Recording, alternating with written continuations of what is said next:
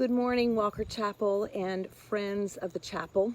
It's my joy to welcome you to this time together on this Labor Day weekend, 2021.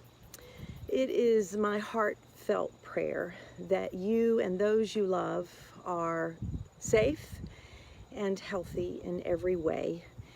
It has been a very difficult week, right? In conversation with a dear friend just this morning, we were discussing the disastrous situations all over the world.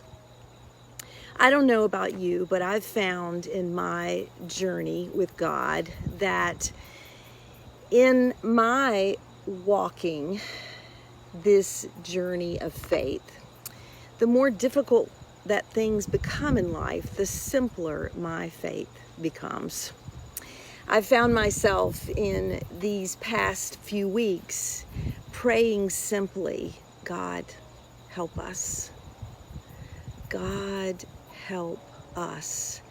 And so as we are remembering all those around us all over the world, we are processing all of the heartache and the trouble that God's people are finding themselves in as we experience tornadoes and storms and fires and school shootings, unprecedented heat and drought, power outages for thousands and thousands of folks around our country.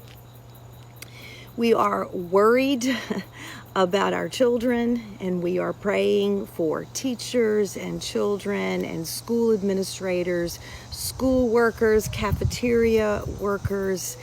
God, help us. Keep us grounded in our faith. Protect us, and God, help us. For those men and women and so many children, we are praying for those who have just this past week endured the ravages of Hurricane Ida. Many without power, historic flooding in the Northeast, storms, so many of God's people hurting. For many of us personally, we have family members, friends who are suffering from the COVID-19 virus. And we are praying during all this sickness and disaster, God, help us.